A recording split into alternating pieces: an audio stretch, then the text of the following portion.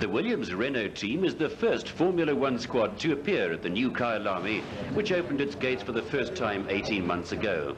With an eye on the possible reinstatement of the South African Grand Prix in the early 1990s, the team's visit could have far-reaching repercussions for South African motorsport. Motor Racing Enterprises Chief Executive Dave McGregor outlines just how important the Williams test session is to South Africa. I think this is our window into Europe as far as the future of Grand Prix racing in South Africa is concerned. The word that goes back from these tests to the other teams and back to Bernie Ecclestone, because Williams-Renault is very close to Bernie Ecclestone and Fokker. And I think the feedback that he gives and this team gives them is going to decree whether we're going to have more testing and ultimately whether South Africa's Grand Prix will be reinstated. While the drivers Riccardo Patrese and Thierry Boutsen got themselves ready for the tough session ahead, we took the opportunity to speak to Malcolm Tierney, a senior team official. As is to be expected, drivers and engineers work hand in hand during the test sessions, and Malcolm is Patrese's race engineer. We wanted to know the difference between the two cars that the Williams team has brought to South Africa. So at the moment we're running with effectively last year's car and engine, where David and Terry are running the new engine and really the basis for the new car for 1990. So really it's just a matter of we can get a direct comparison between the two cars, so we can see if we're making improvements. If you come somewhere and just bring one car, you never really know whether it's better than what you were running before, because conditions change, the track gets better, you've got different tyres. So here we've got a direct comparison. Belgian driver Thierry Boutsen made his Formula One debut in 1983 when he replaced Chico Serra in the Arrows team. Since then, he's competed in 105 Formula One races and finished 5th in the World Championship last year. The 1989 season was the most successful in Boutsen's career so far and brought the likeable Belgian his first Formula One victories. He won the Canadian Grand Prix and the Australian Grand Prix, with both races run in wet conditions.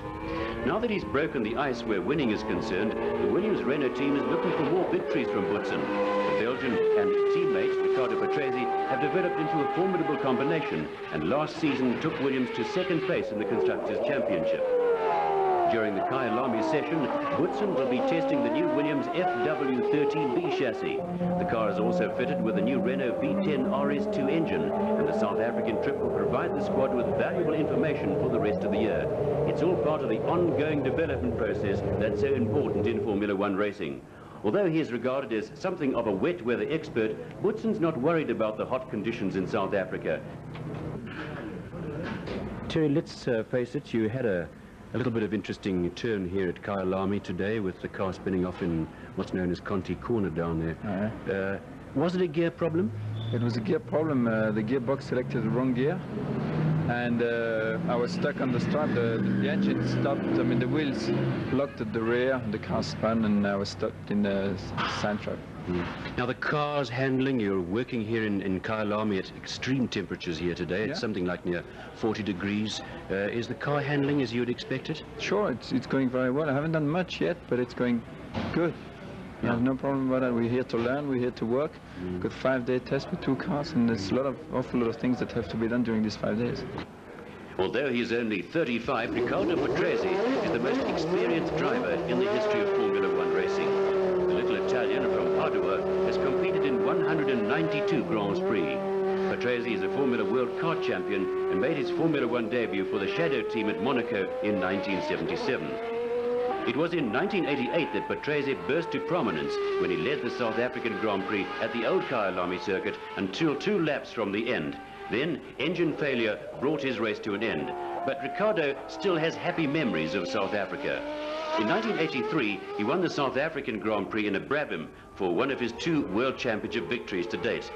Patrese also won a 1,000-kilometer sports car race at the old Kyalami and has been looking forward to returning to the new circuit. Like teammate Thierry Boutsen, the 1989 season was the most successful of Patrese's long career in Formula One. Consistent performances saw him finish 3rd in the World Championship behind Alain Prost and Ayrton Senna. Bad luck twice robbed him of what looked to be certain victories in Hungary and in Canada. But he finished second on 4 occasions and impressed Formula One fundies with a newfound maturity. An engine management system today brought Patrese's session to a premature end. The car cut out on the back section of the circuit, and the hapless Patrese had to be towed back to the pits. Okay, see you later. During the next week, Patrese will be driving the Williams FW13 chassis. The team utilized this one last year. A great deal of importance will be placed on engine testing, with particular emphasis on the cooling system. We lost some races because of overheating, and this is because we are here testing in hot weather, and this is because we came from Europe, where it's difficult to find warm temperature at the moment. So we are very keen to be here to find these solutions that they can allow us to finish more races and maybe to win more races. You've got a lot of sports fans watching television right at the moment. You've also got a lot of people who'd like to come out to Kyalami to watch the practices going on. Is there any special procedure? It's as easy as arriving at the gate. We've really just had a token charge implemented of £5 to pay for the infrastructure costs. But the sound of a Formula One car going around Kyalami makes the hairs on the back of your neck stand straight up. There's no doubt about it. Well, who's it going to be when the teams get to Phoenix, Arizona for race 1 in the Formula season for 1990? A lot of preparation has gone into the team's work here today at Kyalami, and we're going to be keeping you up to date throughout the week in top sports. So from Performance Plus, we hope you're going to join us tomorrow night around the same time, and cheerio.